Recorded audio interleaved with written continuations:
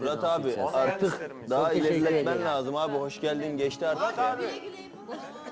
Bugün dağların dumanı aralandı, hoş geldin. Bugün dağların dumanı aralandı, hoş geldin. Ah, ışıklar içinde kaldım, yandım efendim. Ah, ışıklar içinde kaldım, yandım efendim.